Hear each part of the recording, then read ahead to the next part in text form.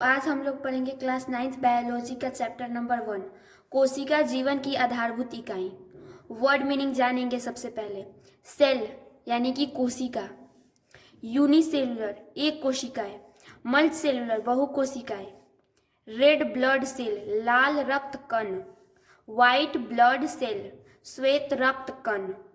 Red blood cell को short form में हम लोग बोलते हैं आरबीसी और वाइट ब्लड सेल को बोलते हैं डब्ल्यूबीसी। ऑर्गन यानी कि अंग, इंजेशन अंतर ग्रहण, डाइजेशन पाचन, डाइजेशन पाचन होगा। एब्जॉर्प्शन अवशोषण, एसिमिलेशन स्वागीकरण, सिस्टम तंत्र, रेस्पिरेशन श्वसन, प्लाज्मा मेम्ब्रेन कोशिका झिल्ली, परमीबल पारगम्य, साइटोप्लाज्म कोशिका द्रव्य, ट्रांसलूसेंट पारभासी, वायरस विषाणु।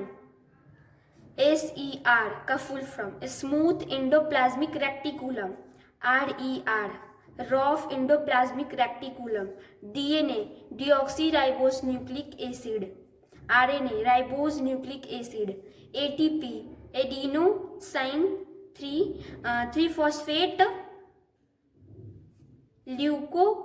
ल्यूकोप्लास्ट अवर्णी लवक। आज हम लोग पढ़ेंगे क्लास 9th बायोलॉजी का चैप्टर नंबर 1 कोशिका जीवन की आधारभूत इकाई। कोशिका वर्ड मीनिंग जानेंगे। सबसे पहले सेल यानी कि कोशिका, यूनिसेलुलर एक कोशिकाएं, मल्टीसेलुलर बहुकोशिकाएं, रेड ब्लड सेल लाल रक्त कण, व्हाइट ब्लड सेल श्वेत रक्त कण। रेड ब्लड सेल को शॉर्ट फॉर्म में हम लोग बोलते हैं आरबीसी और व्हाइट ब्लड सेल को बोलते हैं डब्ल्यूबीसी। कोशिका का ऑर्गन यानी कि अंग, जैसे कि इंजेशन अंतर ग्रहण, संख्या के आधार पर डाइजेशन पहला पाचन, कोशिकीय जीव, दूसरा डाइजेशन पाचन, कोशिकीय जीव। एक कोशिकीय जीव जैसे बैक्टीरिया एब्जॉर्प्शन जीवाणु, अवशोषण, अमीबा, एसिमिलेशन स्वागीकरण, सिस्टम तंत्र, रेस्पिरेशन श्वसन, प्लाज्मा मेम्ब्रेन अपवाद कोशिका झिल्ली, रॉबर्ट ब्राउन ने परमीबल पारगम्य, केंद्रक का साइटोप्लाज्म कोशिका द्रव्य, ने 1849 में कोशिका में स्थित तरल जैविक पदार्थ को जीव द्रव्य का नाम, वायरस विषाणु। 1839 में SER का full form smooth endoplasmic reticulum, RER rough endoplasmic reticulum, DNA deoxyribose परिवर्तित करके उसको RNA राइबोज न्यूक्लिक एसिड, कोशिका से बनी होती है। एडिनोसाइन में इलेक्ट्रॉन सूक्ष्मदर्शी 3 फॉस्फेट कोशिका की जटिल संरचना तथा ल्यूकोप्लास्ट अवर्णी लवक। सबसे लंबी कोशिका है तंत्रिका कोशिका, सबसे छोटी कोशिका है माइकोप्लाज्मा, सबसे बड़ी कोशिका है ओवम। मैक्स शुल्ज ने 1861 में बताया कि कोशिका प्रोटोप्लाज्मा का एक पिंड है जिसमें एक केंद्रक होता है। इस कथन को प्रोटोप्लाज्म मतवाद कहते हैं। 1884 में स्ट्रासबर्गर ने बताया कि केंद्रक पैतृक लक्षणों की वंशागति में भाग लेता है। 1931 में इलेक्ट्रॉन माइक्रोस्कोप का आविष्कार M. नॉल एवं E. रस्का द्वारा हुआ। प्रत्येक कोशिका में कुछ विशिष्ट घटक होते हैं जिन्हें कोशिकांग कहते हैं।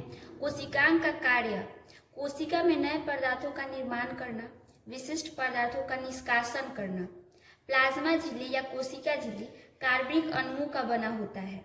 बाहरी जो आवरण होता है प्लाज्मा झिल्ली का प्रोटीन लिपिड, कौन सा लिपिड, फास्फोलिपिड का बना होता है। गैसों का आदान प्रदान विसरण कहलाता है।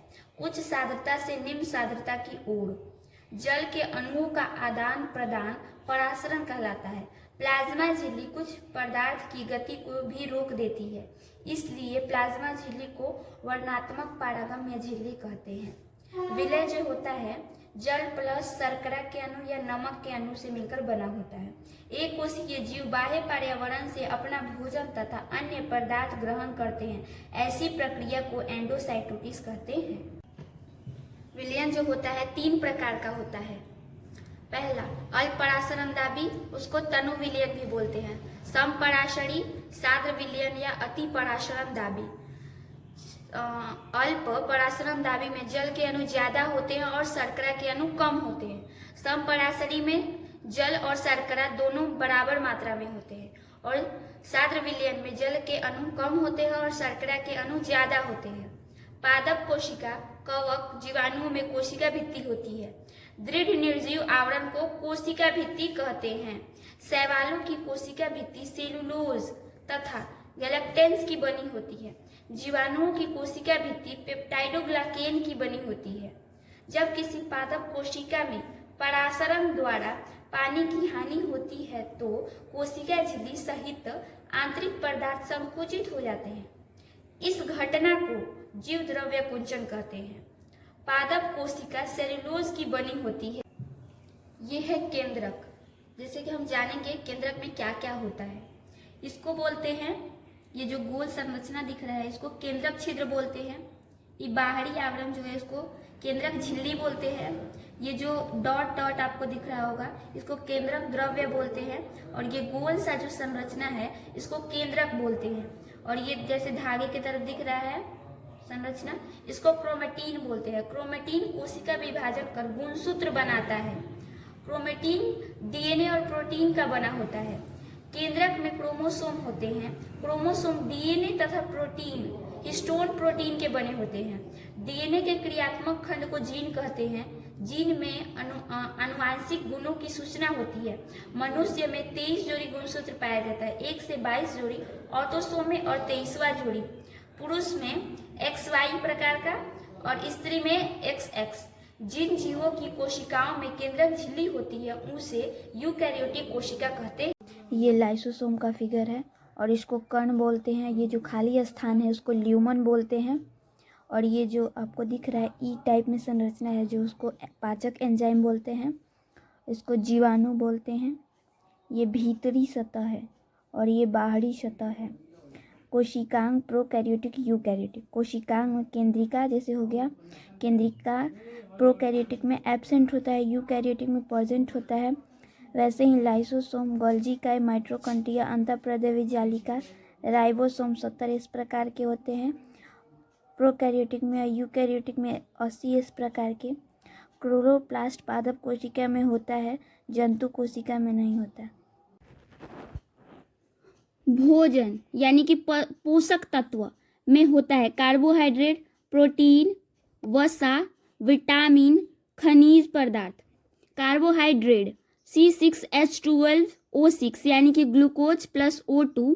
श्वसन इसमें उपस्थित रहेगा CO2 यानी कि रक्त प्लस H2O प्लस ऊर्जा 38 ATP के रूप में ऊर्जा प्रदान करता है। जीवन के लिए आवश्यक विभिन्न रासायनिक क्रियाओं को करने के लिए माइटोकॉन्ड्रिया ATP के रूप में ऊर्जा प्रदान करते हैं। ATP कोशिका की ऊर्जा है। माइटोकॉन्ड्रिया कोशिका का बिजली घर है, आप लोगों ने सुना होगा।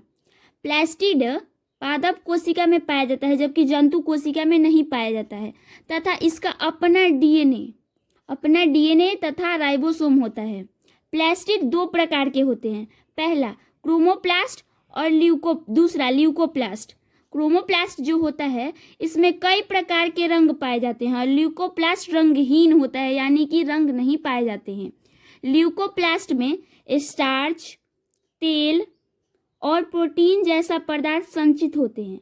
जिस क्रोमोप्लास्ट में क्लोरोफिल वर्णक होता है उसे क्लोरोप्लास्ट कहते हैं। पौधों में क्लोरोप्लास्ट प्रकाश संश्लेषण के लिए आवश्यक होता है। क्लोरोप्लास्ट को हरित लवक भी बोला जाता है।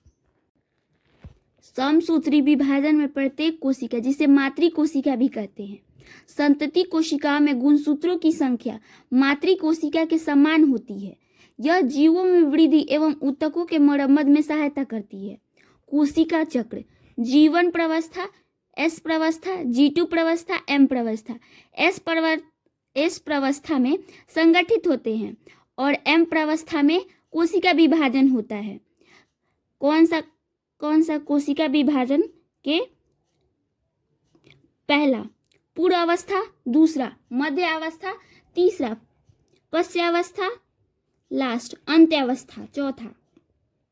यह केंद्रक विभाजन के हैं नियम है। समसूत्री विभाजन में प्रत्येक कोशिका, जिसे मातृ कोशिका भी कहते हैं,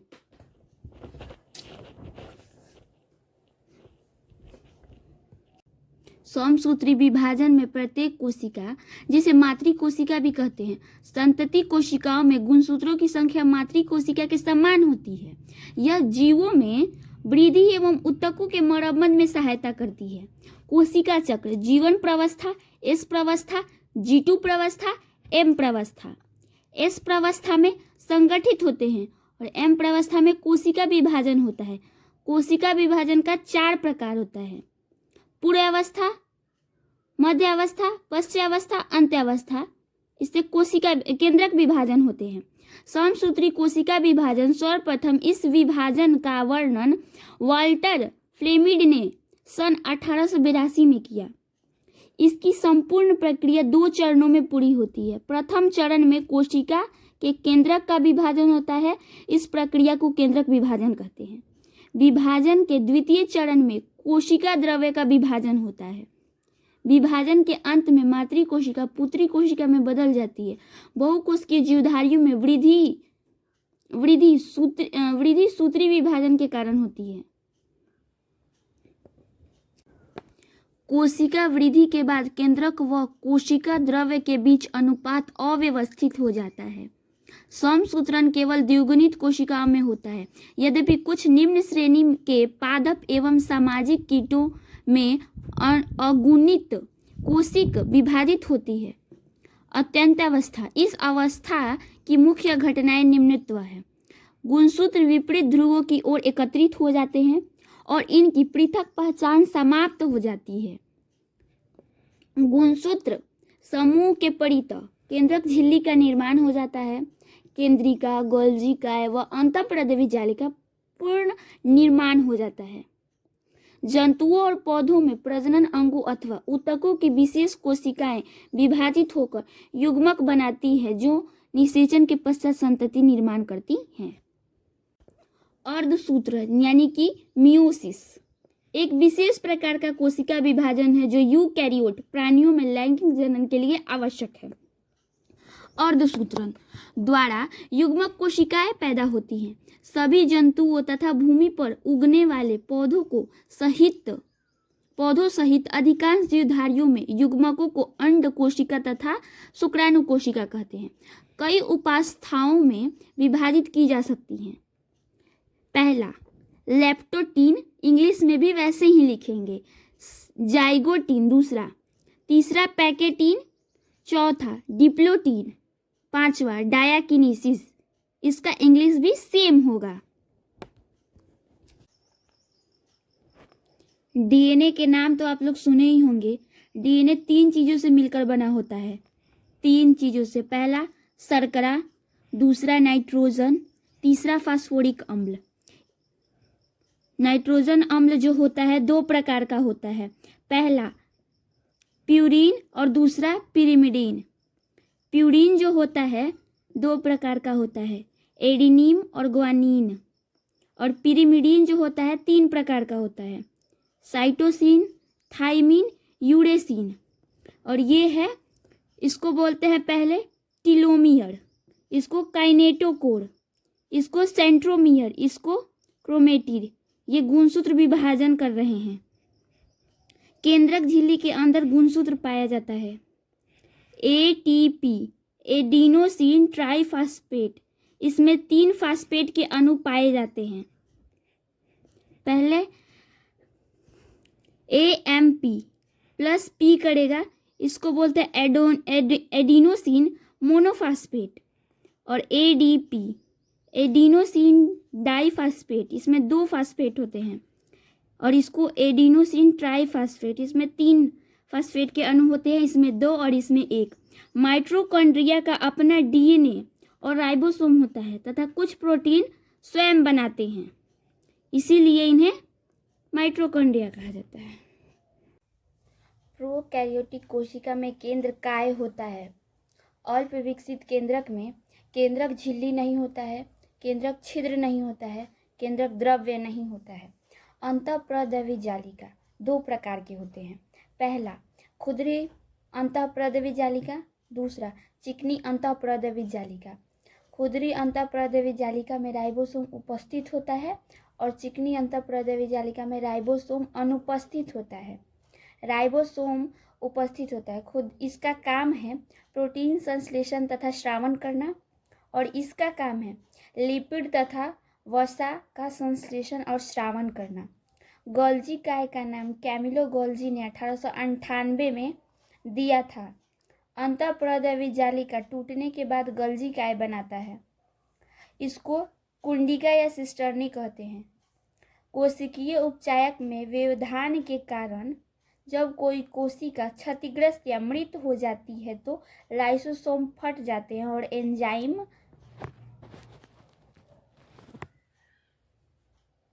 अपनी ही कोशिकाओं को पाचित कर देते हैं। इसलिए लाइसोसोम को आत्मघाती की थैली भी कहते हैं। प्रकाश संश्लेषण की प्रक्रिया पत्तियों में CO2 प्लस H2O, CO2 यानी कि वातावरण से CO2 ले लेगा, मृदा H2O, सूर्य की उपस्थिति में और क्लोरोफिल की उपस्थिति में, कार्बोहाइड्रेट यानी कि ग्लूकोज प्लस O2 यानी कि ऑक्सीजन। रसधानियाँ ठोस अथवा तरल पदार्थों की संग्राहक थैलियाँ है। पौधों के लिए आवश्यक बहुत से पदार्थ रसधानियों में स्थित होते हैं। ये जैसे अमीनो अम्ल, शर्करा। वस्तुनिष्ठ प्रश्न। पहला, सही उत्तर का संकेताक्षर क, ख, ग या घ लिखें। कोशिका में राइबोसोम की अनुपस्थिति में कौन सा कार्य संपादित नहीं होगा? कौन सा कार्य संपादित नहीं होगा? आप लोगों ने पढ़ा होगा तो कमेंट में बताइएगा जरूर। प्रोटीन संश्लेषण। जंतु कोशिका के सबसे बाहरी घेरे को क्या कहते हैं? याद है आप लोगों को? कोशिका झिल्ली। वैसे जीवों को जिनमें केंद्रक झिल्ली नहीं पाई जाती है कहते हैं प्रोकैरियोट्स। किस प्रकार की कोशिका में बड़ी रसधानियां पाई जाती हैं? पादप कोशिका। जीन बने होते हैं डीएनए के क्रियात्मक खंड से, यानी कि डीएनए के खंड से। कोशिका की वृद्धि किसके द्वारा नियंत्रित होती है? कोशिका भित्ति होती है पारगम्य। कोशिका द्रव्य में पाए जाने वाले अनियमित नलिकाओं के जाल को कहते हैं अंतःप्रद्रव्य जालिका। रंगीन प्लास्टिड को कहते हैं क्रोमोप्लास्ट। केंद्रक में पाए जाने वाले गाढ़े द्रव को कहते हैं केंद्रक द्रव्य। इनमें कौन चयनात्मक पारगम्य झिल्ली है? कोशिका झिल्ली। निम्नलिखित कोशिकांगों में किसे आत्मघाती थैली कहते हैं? लाइसोसोम को। पौधों में गैसों का आदान प्रदान किस क्रिया द्वारा होता है? विसरण द्वारा। जब किसी जीवित कोशिकाओं को अति पराश्रयी विलय में डाला जाए तो क्या होगा? कोशिका संकुचित हो जाएगी। पौधे के मूल द्वारा जल का अवशोषण किस क्रिया द्वारा होता है? परासरण द्वारा। अब है सेकंड नंबर, रिक्त स्थानों की पूर्ति करे। मनुष्य के शरीर की सबसे बड़ी कोशिका क्या है? हम आपको नोट्स में बताए थे, आपको याद करना होगा वो सभी चीज, तभी आप ये लोग बना पाएंगे। तंत्रिका कोशिका। दूसरा नंबर, कोशिका भित्ति डैश की बनी होती है? सेलुलोज की बनी होती है। तीसरा, राइबोसोम डैश के ऊपर मुख्यतः पाए जाते हैं? अंतःप्रद्रवी जालिका। क्रोमोसोम डीएनए एवं प्रोटीन के बने होते हैं।